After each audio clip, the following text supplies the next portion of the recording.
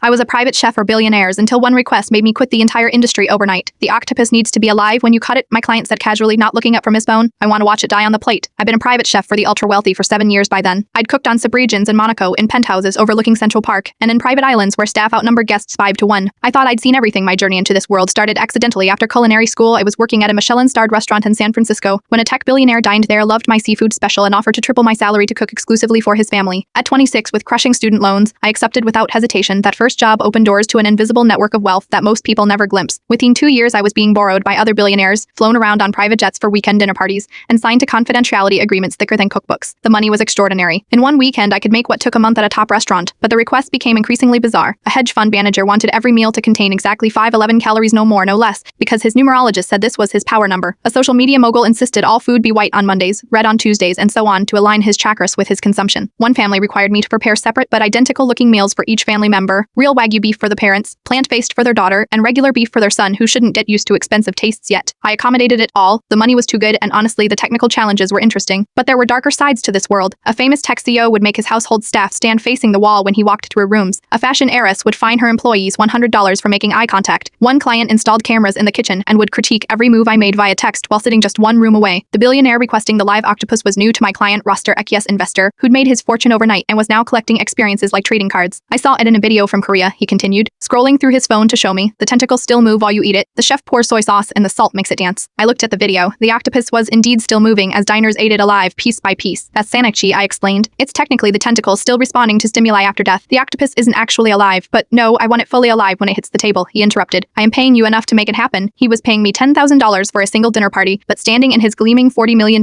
Manhattan penthouse, I finally found my line. I can't do that, I said. It's unnecessarily cruel and frankly dangerous to eat. I am not asking you to kill a person. It's just an octopus. They're basically sea bugs. They're actually highly intelligent creatures, I countered. They can solve complex problems and feel pain. I won't do it. He stared at me with genuine confusion, as if I'd suddenly started speaking a language he couldn't understand. Everyone has a price, he finally said. Name yours. I don't have one for this, I replied. 20,000, he offered immediately. Just for tonight. 50,000, he said, not even blinking. Cash. That's when I realized something fundamental about this world I'd been inhabiting. When you can buy anything, everything becomes a transaction. Ethics, principles, even basic decency, all just negotiable terms to be priced and purchased. I packed my knives and left. That night, I emailed my entire client list resigning from their service. Some offered more money. Others seemed genuinely confused why I would walk away from such easy work. Today, I run a small neighborhood restaurant where I know my regular customers by name. I make a fraction of what I once did, but I sleep better. Sometimes wealthy clients from my past come in surprised to find me there. They leave generous tips and ask if I'd consider just one weekend of private work. I always decline politely. Some experiences, like watching the light fade from a living creature for someone's momentary amusement, cost more than money can repay.